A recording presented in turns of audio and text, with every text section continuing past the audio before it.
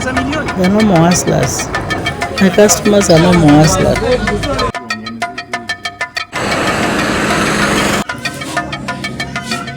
We are prepared to start. Ushaipatana na wao kabisa na wakakuibia simu? Hai. 24 Untold.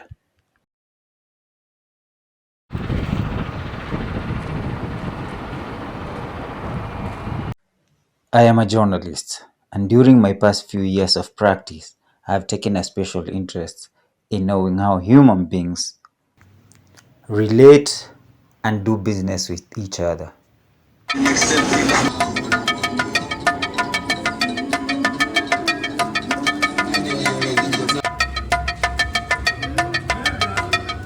Coffee hawkers. They are very common in major towns.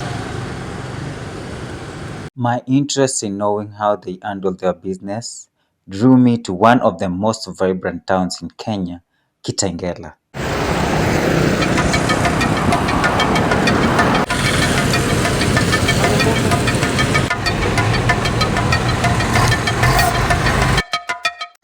Kitengela began as the Kitengela Group Ranch, made up of 18,000 hectares and 214 registered members, which was subdivided in 1988 in efforts by the government to encourage private land ownership in pastoral systems with the aim of intensifying and commercializing livestock production.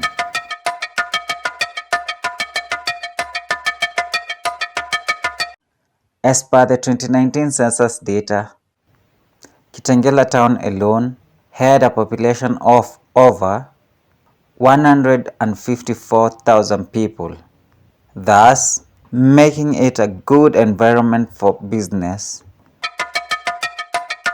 10 minutes east of Kitengela CBD, we find Chang'ombe.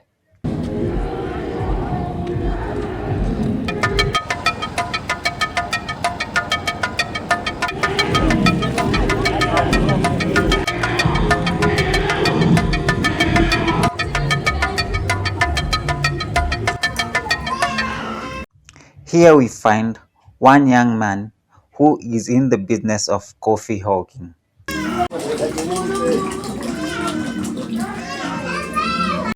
To hide his identity, he asked me to not mention his real name.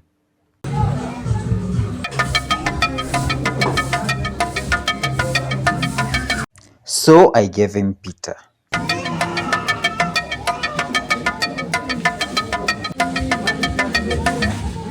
Here is where Peter brews his coffee.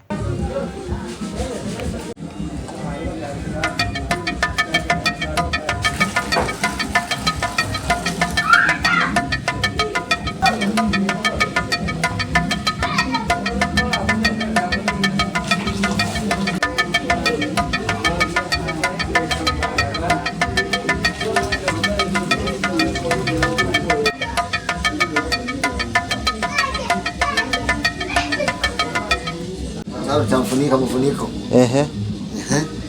Sona. Kama unatoa hii karatasi utaweka hapa. Unaweka hapa hivi.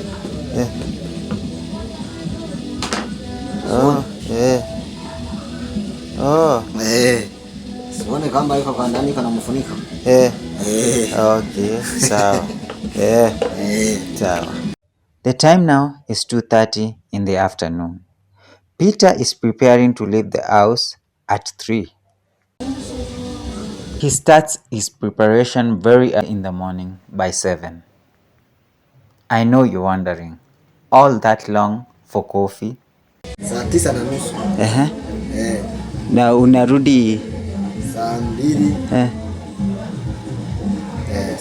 So unamalizaga kabisa kuuza kila kitu hiyo by that time? Hii ni lita ngapi? Hii ni lita 4.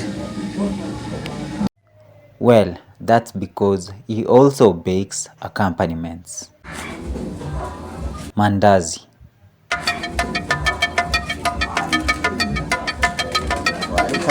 This small cake made of fried dough sells at 10 shillings.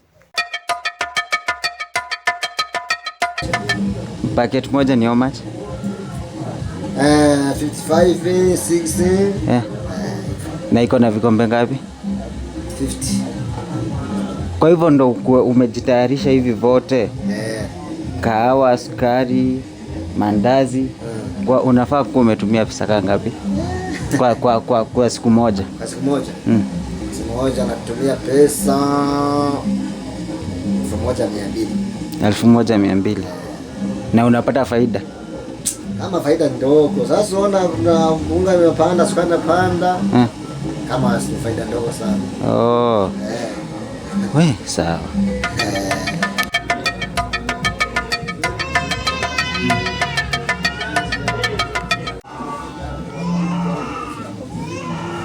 This is the official residence of Peter. Hizi karatasi za kufunga mandazi. Unakuaga tu umezikata vizuri? Vizuri sana, hata vizuri sana. Kuna unafungia customer mmoja na kuna uto tudogo tu kufungia customer tu mmoja. Moja. Kama hapo tunataka mingi tunafanya kwa hii karatasi. Okay. Coffee was first discovered by a goat herder Kaldi in the 800 AD in the modern day Ethiopia.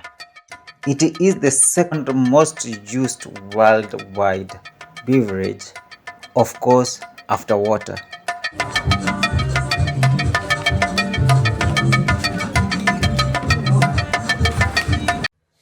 At exactly 3, Peter is set and we're on the move.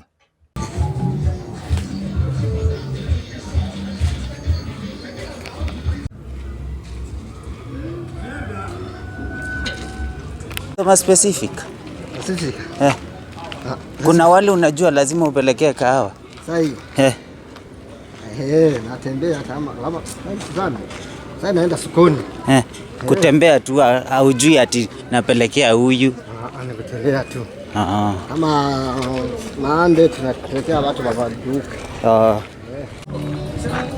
A few meters from his house and Peter already has his first customer. At this point, I had to let go of Peter because his customers were not comfortable with me filming. I decided to go and come back in a day or two after coming up with a new strategy.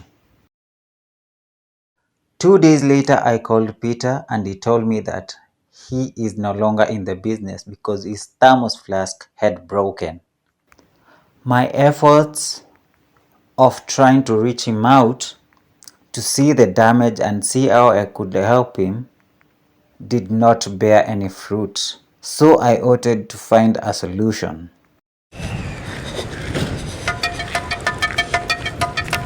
Really? That's when I met Evans. Not his real name though. He also asked me not to reveal his identity and his name. The 28-year-old man has been hawking coffee in the streets of Kitengela for the past 1 year. Utembea kilomita ngapi kwa siku? Natembea kilomita kwa sababu kazi ya kuenda bila kusimama. Naweza tembea kilomita kama 30 kwa siku. Unauzanga masaa ngapi? Naanzia saa 9 mpaka saa 8 usiku.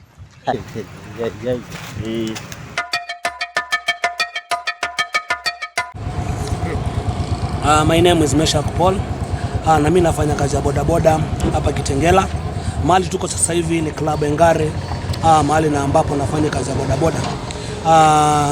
Nashindanga hapa kutoka asubuhi hadi jioni, na most probably huwa tunatumia kahawa yenye like these guys wanatuleteanga.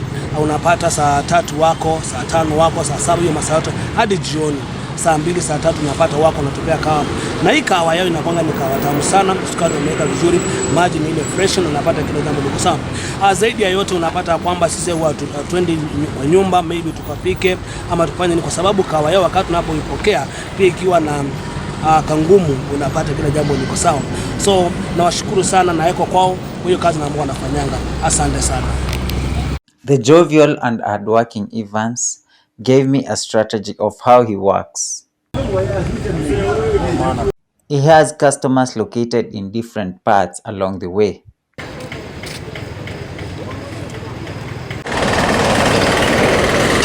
For him to attend to his customers, he has to take very many different paths, hence lengthening the distance he covers. From Kitengela, he walks all the way to Yukos. That's about 3.5 kilometers, a 6 minutes drive and 46 minutes walk.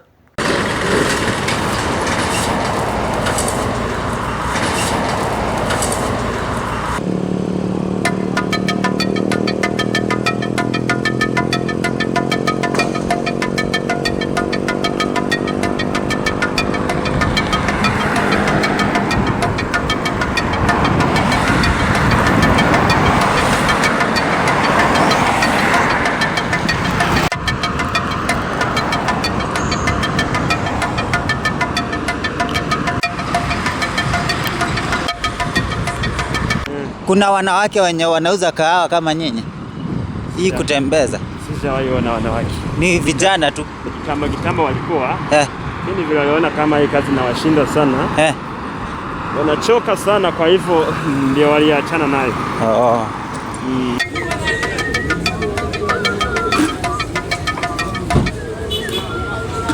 Ulize, unapataga watu kudharau, wanasema ati we kwenda huko wewe mtu wa kahawa, vitu kama hizo. Kwa dharau? Hapana, wanaamini sana hii kazi. Sema leta tu kunywe.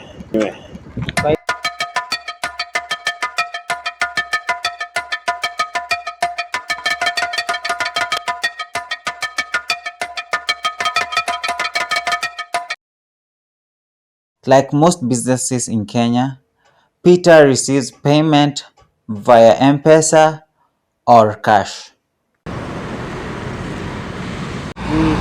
Una nini? Si joint zote unaingia. Kwa mabodaboda uingii kila mahali. Mabodaboda siingie kila mahali. Hii kazi sione tunaifanya hivi. Na kuanga kila mtu anakuanga na customer wake. Kuna mahali kifika hiyo mahali, kazi maingia aone kama anaweza uza. Kama ni nini stage ya wa bodaboda, anajua yenyewe yenye anaweza uza. Akifika hapo lazima asimame aulize kama watakwenda. Kwa hivyo for example hiyo stage tumepita, kuna mwingine anauza hapo na anajulikana. Kwa hivyo kwenye kote tumekuwa tukienda wewe ndio unajulikana. Si hivyo. Tunaona kuna mahali na pita tu. Na mahali nyingine lazima nipite hiyo mahali. Nakuanga hivi.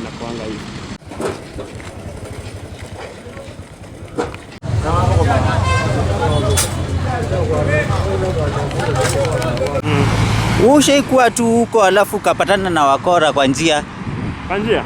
Wakakunyang'anya pesa ama kahawa whatever. Ukiwa unatembea lazima ukutane na watu wazuri na wabaya. Kuna wenye wanaweza kunywa wakose kulipa. Na hao wanakimbia hivyo.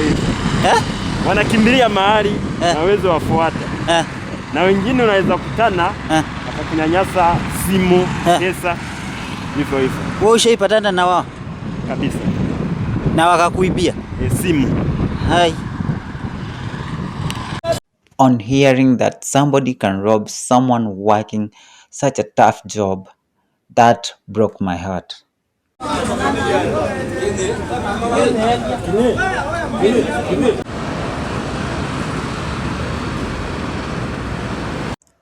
Finally, we reach Yukos. A 46 minutes walking distance took us 2 hours.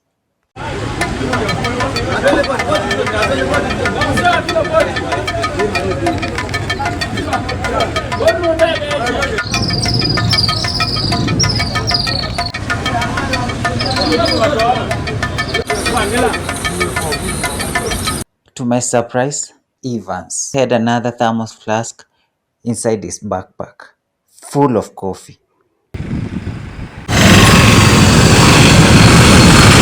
Wakati wa mvua nangoja ikinyesha alafu ikiisha ndio naingianga kazi. Tuseme umepika, ushapika, umemaliza na saa ile umemaliza. Mvua inaanza. Naweka kwa nyumba biashara. Nikangoja pale kanyesha kaisha alafu. Sasa ikikosa kuisha, sasa unangoja hadi kesho. Hapo ikikosa, kwa sababu hizi vitu hazilalangi. Hazilalangi. Tunaendanga tu polepole tukiwa na nini na maskweta kubwa. Tukifika mahali tukasimama alafu tukauzia. Kama makao shiva makacho naona mahali tumepita ni nini. Kuna mahali naweza nini pita alafu simame.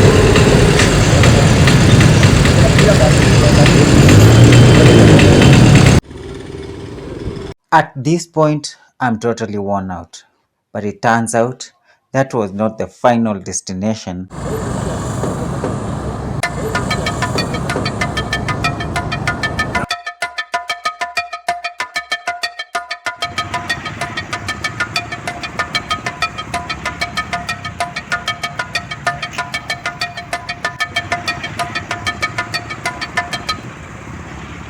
We had to walk for another 2.2 kilometers.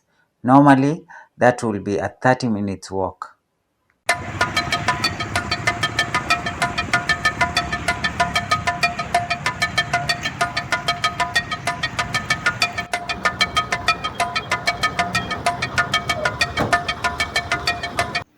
By the time we were arriving at Ola petrol station stage, it was already 7:30. A journey that was supposed to take 1 hour 17 minutes took us 4 hours and 30 minutes. Surprisingly, Evans did not seem to be getting tired. He told me that he's going to prepare some more coffee so that he can sell through the night up to 2 a.m. He told me that he sleeps at 2 a.m., wakes up at 6 a.m. and starts preparing for another day. Although he said that he has never gotten mistreated, he was once robbed. Some people do not pay. Robbing somebody working this kind of job, not paying them, or any form of mistreatment is the worst way of inviting curse and misfortune to your life.